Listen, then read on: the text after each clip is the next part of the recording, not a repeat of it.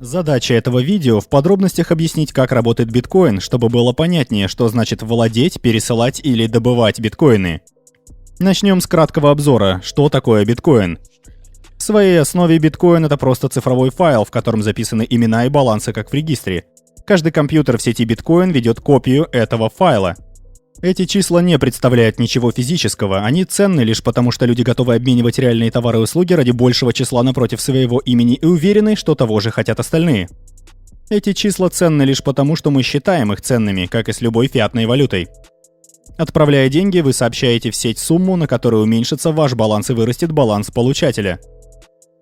Узлы или компьютеры в сети биткоин копируют эту транзакцию в свои регистры и передают транзакцию следующим узлам. Прибавьте к этому цифровую защиту, и это все. Система, которая позволяет группе компьютеров вести регистр. И хотя по описанию похоже на регистр, который ведет банк, тот факт, что регистр ведет группа, а не единый владелец, создает ряд важных отличий. Во-первых, в отличие от банка, в котором вы знаете только о своих транзакциях, в биткоине все знают обо всех транзакциях. Плюс банку можно доверять или как минимум потом его засудить в случае махинаций. В биткоине же кругом незнакомцы, поэтому доверять нельзя никому. К счастью, система биткоина продумана таким образом, что доверие и не нужно. Особые математические функции защищают каждый аспект системы. Остальная часть этого ролика подробно объяснит, как биткоин позволяет такому сообществу незнакомых людей управлять финансовыми транзакциями друг друга. На базовом уровне, отправляя деньги Бобу, Элис распространяет сообщение с именами и суммой. Отправить Бобу 5 биткоинов от Элис. Каждый узел, получая сообщение, обновляет свою копию регистра и передает сообщение о транзакции дальше. Но откуда узлам знать, что этот запрос настоящий, что реальный владелец счета отправил это сообщение? По правилам биткоина, чтобы передать средства, нужен своеобразный пароль. Этот пароль называется цифровой подписью. Как и обычная рукописная подпись, цифровая заверяет сообщение, но делает это с помощью математического алгоритма, который предотвращает копирование и подделку в цифровом пространстве. В противоположность постоянному паролю для каждой транзакции требуется новая уникальная цифровая подпись. Не забывайте, что в биткоине кругом незнакомые люди, поэтому раскрывать пароль, который может скопировать и использовать кто-то чужой, крайне нежелательно. Цифровая подпись работает на уровне двух разных, но связанных ключей. Приватного, который создает подпись, и публичного, с помощью которого ее проверяют другие люди. Представьте, что приватный ключ — это истинный пароль, а подпись — это посредник, который заверяет, что вы знаете пароль без необходимости его раскрывать. Публичный ключ служит адресом для получения биткоинов. То есть, отправляя человеку деньги, вы отправляете их на его публичный ключ. Чтобы потратить деньги, нужно доказать, что вы реальный владелец адреса публичного ключа, на который деньги отправлялись. Для этого генерируется цифровая подпись и сообщение о транзакции и вашего приватного ключа. Другие узлы в сети могут использовать эту подпись в другой функции и убедиться, что она отвечает вашему публичному ключу. С помощью привязанных к цифровой подписи вычислений они могут убедиться, что отправитель владеет приватным ключом, не видя сам приватный ключ. Важно помнить, что подпись зависит от сообщения, то есть она новая для каждой транзакции, и поэтому вор не сможет использовать ее для другой транзакции. Эта зависимость от сообщения также означает, что никто не сможет изменить сообщение, передавая его по сети, поскольку изменения в сообщении сделают недействительной подпись. Сам алгоритм вычислений довольно сложный, и хотя я не стану здесь описывать его полностью, я назову пару тем, которые можно загуглить. Алгоритм цифровой подписи на эллиптической кривой и односторонняя функция с потайным входом. В конце видео я скажу больше. Мы уже выяснили, что с помощью цифровых подписей подтверждают отправителя транзакции. Но я сильно упростил механизм, по которому узлы сети учитывают баланс счетов. На самом деле баланс никто не ведет. Если не вести учет денег на счетах, откуда знать, что у человека есть деньги для транзакции? Вместо системы балансов владельцы средств определяются по ссылкам на прежние транзакции. Рассмотрим это подробнее. Чтобы отправить Бобу 5 биткоинов, Элис нужно сослаться на прежние транзакции, по которым ей пришло 5 или более биткоинов. Эти транзакции-ссылки называются входами. При проверке транзакции узлы в сети смотрят на входы, чтобы убедиться, что получателем была именно Элис, и что сумма входов равна 5 или более биткоинам. Рассмотрим для примера реальную транзакцию. Эта транзакция ссылается на 6 входов на сумму 139,6 биткоина. Заметим, что в разделе «Выходы» 2 строки. Первый из выходов ведет обратно отправителю в виде сдачи с транзакции. Простое правило гласит, что при транзакции вход должен быть потрачен полностью. То есть, чтобы отправить сумму, которая не равна ни одному из ваших входов, нужно будет отправить на свой счет сдачу. С помощью системы ссылок на входы владение биткоинами передается в виде своеобразной цепи, в которой валидность каждой транзакции зависит от действительности прежних транзакций. Но можно ли доверять прежним транзакциям? Нельзя, поэтому их входы тоже нужно проверить. Поэтому при первой установке биткоин кошелек скачает все транзакции в истории и проверит их действительность вплоть до самой первой транзакции. Не забывайте, что это сеть совершенно незнакомых людей, поэтому так важно самому проверить каждую транзакцию. Этот процесс может занять больше суток, но он происходит лишь однажды. После одного использования транзакция считается израсходованной и не может использоваться повторно. Иначе можно было бы дважды потратить вход, сославшись на него в нескольких транзакциях. При проверке транзакции, помимо других справок, узлы также смотрят, что входы еще не израсходовали. Уточним, что по каждому входу узлы проверяют все когда-либо проведенные транзакции, чтобы убедиться, что этот вход еще не использован. Может показаться, что это очень долго, ведь было уже более 20 миллионов транзакций, но процесс ускоряет таблица неизрасходованных транзакций. Словом, вместо регистра балансов, узлы биткоина ведут огромный список транзакций. Биткоины у вас есть тогда, когда в этом списке есть неизрасходованные транзакции на ваш адрес, то есть которые не использовались как входы в других транзакциях. Как следствие этой структуры владения, чтобы узнать свой баланс, нужно просмотреть все транзакции в истории и сложить все свои неизрасходованные входы. Еще одно интересное свойство транзакций в том, что система поддерживает более сложные их виды, чем просто пересылка денег между счетами. Вы могли заметить загадочную строку текста в показанном ранее выходе. На самом деле выходы — это скорее задачки, чем адреса получателей. В отличие от денег, посылая биткоины, вы скорее кладете их в общедоступную ячейку с математической задачей, которая откроет дверцу. Задачу генерирует особый скриптовый язык, и хотя обычно решить ее может только один владелец публичного ключа, возможны и более сложные условия. Например, для escrow транзакции может потребоваться 2 из 3 возможных подписей. Другой пример — это самая первая биткоин-транзакция в истории. Эту задачу мог решить любой. Большинство биткоин-программ не показывает скрипты, однако любой может написать собственную программу со своими условиями, но это рискованно. Более чем 2600 биткоинов пропали в одной связке транзакций из-за искаженного адреса. Это подчеркивает важное свойство биткоина: в нем нельзя пожаловаться на банк или кредитную компанию, и человеческая ошибка может привести к безвозвратной потере биткоинов. Причем не просто со счета, а из биткоин-экономики вообще. Если вы потеряете свой приватный ключ, все деньги на соответствующем публичном ключе пропадут навсегда. Люди наверняка будут терять приватные ключи из-за отказа жестких дисков и отсутствия резервных копий, поэтому валюта биткоин однажды станет дефляционной. Прежде чем перейти к последнему аспекту работы биткоина – майнингу, я бы хотел поговорить об анонимности в биткоине. Если зайти в биткоин через Tor-сеть, которая скрывает IP-адрес, биткоином можно пользоваться, не скрывая ничего, кроме своего публичного ключа. А чтобы ваши транзакции нельзя было связать, не забывайте, что они хранятся у каждого пользователя, можно генерировать новый публичный ключ для каждой входящей транзакции. Впрочем, есть шанс неумышленно связать эти публичные ключи. В показанной ранее транзакции 6 транзакций входов использовались как источники, и хотя все входы шли на разные адреса, их связала эта общая транзакция. Отправитель подтвердил, что все эти адреса его, предоставив цифровую подпись, чтобы их разблокировать. С помощью этих ссылок экономисты изучают поведение пользователей биткоина. Может показаться, что, создавая публичный ключ получателя, можно в теории оставить отпечаток своей реальной личности, но даже этот шаг анонимен, и его можно совершать без соединения с сетью. Достаточно нажать на кнопку в программе бумажники, и она сгенерирует пару приватный публичный ключ. Причем возможных вариантов адреса настолько много, что не имеет смысла проверять, не попался ли уже кому-то такой же ключ. Сравните с созданием почтового ящика, при котором все приходящие на ум варианты уже заняты. Хотя если вам таки попадется чей-то ключ, вы сможете распоряжаться его деньгами. Это общее количество возможных биткоин-адресов. Эти огромные числа защищают систему биткоина целым рядом способов, поэтому имеет смысл представить, насколько они огромны. По некоторым оценкам, на Земле можно насчитать 7,5 миллионов триллионов песчинок. А теперь представьте, что каждая песчинка — это целая другая Земля с тем же количеством песчинок, и общее количество биткоин-адресов все равно будет гораздо больше. Давайте обобщим, что мы знаем о безопасности биткоина. Благодаря цифровой подписи мы знаем, что только реальный владелец мог создать сообщение о транзакции. А чтобы убедиться, что у отправителя достаточно денег, мы проверяем все упомянутые им входы, чтобы они были не израсходованы. Но в безопасности системы остается одна большая дыра, из-за которой проверка на неизрасходованность может быть ненадежной. Связано это с порядком транзакций. Учитывая, что транзакции передаются по сети от узла к узлу, нет гарантии, что порядок, в котором они к вам пришли, соответствует порядку их создания. А доверять временной метке нельзя, потому что о времени создания транзакции несложно солгать. Поэтому нельзя знать, в каком порядке совершались транзакции, что создает шанс для мошенников. Мошенница Элис может создать транзакцию с переводом денег Бобу. подождать, пока Боб отгрузит товар, а затем отправить еще одну транзакцию со ссылкой на тот же ввод обратно себе. Из-за разного времени прохождения сигнала некоторые узлы в сети получат вторую транзакцию с двойной тратой прежде перевода Бобу. А когда придет перевод Бобу, они его отвергнут, потому что он якобы использует израсходованный ввод. В результате у Боба не будет ни товара, ни денег. Как результат, в сети разногласия, у кого деньги, у Боба или у Элис. Ведь невозможно доказать, чья транзакция шла первой.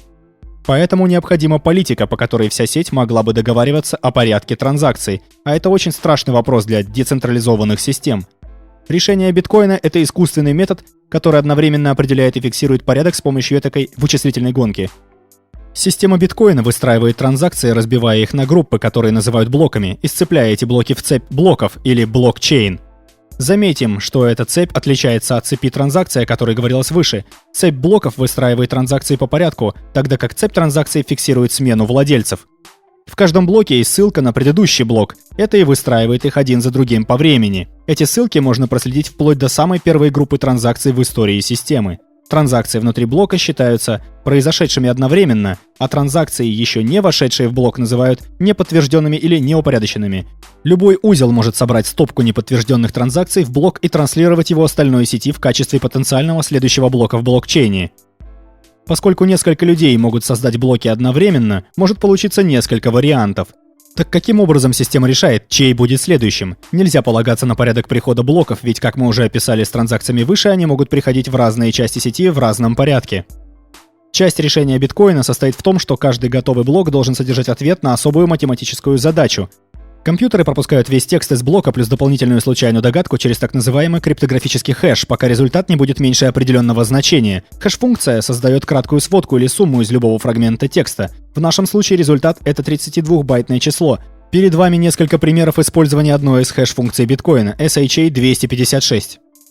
Заметим, как меняется результат из-за одной лишней точки в конце третьего примера. Хэш-сумма совершенно непредсказуема, поэтому единственный способ найти конкретную сумму — угадать ее. Это очень похоже на угадывание комбинации на замке. Можно угадать и с первой попытки, но в среднем попыток требуется очень много. Собственно говоря, обычный компьютер искал бы ответ для блока несколько лет. Но когда число угадывают все компьютеры в сети, то в среднем ответ находится за 10 минут. Первый, решивший математическую задачу, передает свой блок сети, и его стопку транзакций принимают в качестве следующей в цепи. Элемент случайности в задаче по сути создает разброс в скорости нахождения решения, чтобы сократить шанс, что ответ одновременно найдут два человека. Хотя иногда одновременно решается больше одного блока, и получается несколько веток. В этом случае цепь продолжается после первого полученного блока. Другие могли получить блоки в другом порядке и будут строить вслед за своим первым полученным блоком. Ничья исчезает, когда кто-то решит следующий блок. По общему правилу все переходят на самую длинную ветку. Из-за расчетов блоки редко решаются одновременно, но еще реже это случается несколько раз подряд. В результате блокчейн быстро стабилизируется, то есть у всех одинаковые блоки у конца цепи. Тот факт, что в конце цепи бывает неопределенность, имеет важное значение для безопасности транзакций. К примеру, если ваша транзакция окажется в одной из коротких веток, она утратит свое место в цепи блокчейна. Обычно это значит, что она просто вернется в массив неподтвержденных транзакций и попадет в один из следующих блоков. К сожалению, из-за возможного смещения транзакции возникает угроза двойной траты, для борьбы с которой изначально и задумывалась цепь. Посмотрим, чем увенчается попытка двойной траты в описанной до сих пор системе. Мошенница Элис отправляет деньги Бобу. Боб дожидается проверки и включения транзакции в блокчейн и отправляет товар. Помните, узлы всегда переходят на самую длинную ветку, и если Элис создаст более длинную ветку, в которой деньги отправляются не Бобу, а кому-то другому, его деньги по сути пропадут. Сначала транзакция Боба вернется в массив неподтвержденных, а поскольку Элис заменила ее транзакцией с тем же своим входом, узлы впоследствии посчитают транзакцию Боба ложной, поскольку она ссылается на уже израсходованный вход. Тогда как цепочная система мешает Элис обмануть Боба?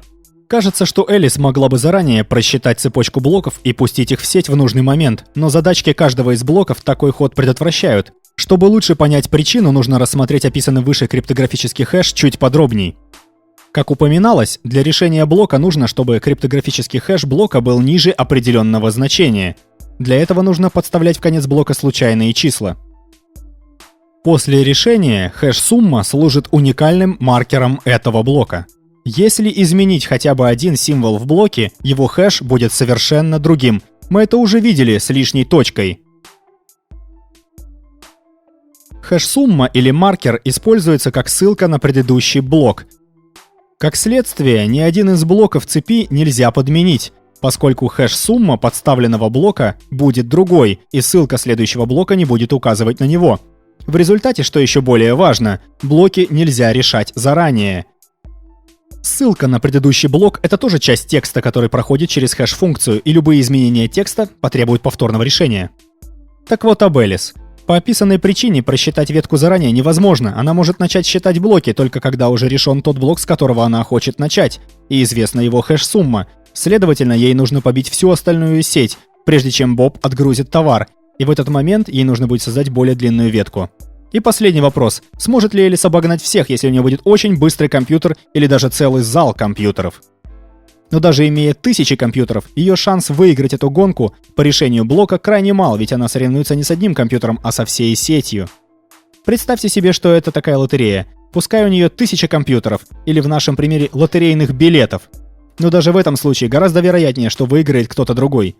Ей понадобилась бы половина всей вычислительной мощности сети, чтобы иметь 50% шанс решить блок первой, и гораздо больше, чтобы с большей вероятностью первой решить несколько блоков подряд. То есть транзакции в блокчейне защищает вычислительная гонка, которая ставит мошенника перед мощностью остальной сети. Поскольку блоки строятся один поверх другого, более ранние транзакции надежнее новых. Мошеннику пришлось бы переигрывать сеть очень долго, подменив один из ранних блоков, чтобы провернуть двойную трату. Так что система уязвима к двойной трате только на конце цепи, поэтому и рекомендуется подождать несколько блоков, прежде чем считать перевод денег совершившимся. И последний комментарий о блокчейне, прежде чем мы перейдем к последним элементам системы биткоина. Если ты не знаешь, где купить, продать биткоины по выгодному курсу, сделать это максимально быстро и безопасно, то самое время начать пользоваться лучшим в своей нише сервисом по P2P обмену валюты Local Bitcoins. Здесь можно совершать операции с самыми разными платежными системами, а продавец и покупатель максимально защищены от обмана. В общем, обменивай, покупай и продавай биткоины, зарабатывая на этом через сайт Local Bitcoins. Ссылка на обзор и регистрацию будут в описании к этому видео. Как ни удивительно, все вышеописанное не требует ни капли доверия. Получая информацию от незнакомых лиц по сети биткоин, можно самому проверить правильность решения блоков. А поскольку вычислительные задачи настолько сложные, можно быть уверенным, что единоличный мошенник не мог решить их своими силами. Сами решения доказывают, что для их нахождения потребовалась вычислительная мощность всей сети. Итак, мы рассмотрели передачу денег с помощью цифровых подписей, цепи транзакций и как порядок этих транзакций защищен в блокчейне. Разберем последний вопрос. Откуда берутся биткоины? Чтобы отправить деньги, нужно сделать ссылку на более раннюю транзакцию, в которой вы были получателем, но как биткоины попадают в эту цепочку владения? В качестве метода постепенного и случайного распределения коинов решившему блок человеку выдается награда. Поэтому решение блоков называют майнингом или добычей, хотя его главная функция — проверять транзакции и беречь блокчейн. Каждые 4 года награда за блок сокращается вдвое, поэтому однажды выпуск биткоинов прекратится. Всего будет создано около 21 миллиона. Учтите, что отправить можно вплоть до 1 миллионной биткоина, поэтому общее их количество вряд ли ограничит удобство валюты. Когда исчезнет награда за блоки, какой смысл будет майнерам обрабатывать транзакции? Вдобавок к наградам за блоки, майнеры также получают плату за транзакции, которую можно по желанию прикрепить к транзакции. Сейчас майнеры включают транзакции без комиссий в блоке, поскольку их главный мотиватор — награда за блок. Но в будущем транзакции, скорее всего, будут обрабатываться по размерам платы. И те, в которых платы нет, скорее всего, будут игнорироваться. Так что отправка денег через биткоин, скорее всего, не будет бесплатной, но все равно, наверное, будет дешевле нынешних банковских комиссий. Как уже говорилось, обычный компьютер будет решать блок несколько лет. Поэтому шанс человека решить блок раньше остальной сети, а на это обычно уходит 10 минут, очень мал. Чтобы получить более стабильный заработок, люди вступают в так называемые майнинг-пулы, которые решают блоки коллективно и распределяют вознаграждение пропорционально проделанной работе. Это похоже на коллективную лотерею среди сотрудников, вот только некоторые майнинг-пулы очень большие и составляют свыше 20% всех компьютеров в сети. Тот факт, что некоторые пулы настолько большие, имеет важные последствия для безопасности. Как уже говорилось, у мошенника почти нет шансов решить несколько блоков подряд быстрее остальной сети. Но это возможно, и вероятность растет с ростом вычислительной мощности мошенника по сравнению с остальной сетью. Собственно, один из таких пулов, гильдия BTC, сама решила 6 блоков подряд и добровольно ограничила членство, чтобы избежать недоверия сети биткоин. Даже с огромной вычислительной мощностью, чем глубже в цепь уходит транзакция, тем сложнее мошеннику ее изменить. Сейчас рекомендуется подождать, пока транзакция углубится в цепь на один блок или получит одно подтверждение, прежде чем считать ее совершившейся, а в случае крупных транзакций подождать 6 блоков. Учитывая, что гильдия BTC может решить 6 блоков подряд, имеет смысл подождать еще дольше.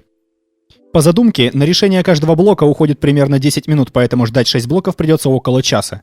По сравнению с секундными транзакциями по кредитным картам, час ожидания может показаться очень долгим, но не забывайте, что владелец кредитной карты может заявить о краже карты спустя несколько месяцев, и продавцы компенсируют расходы. Это называется возврат платежа, так что для продавцов биткоин гораздо быстрее.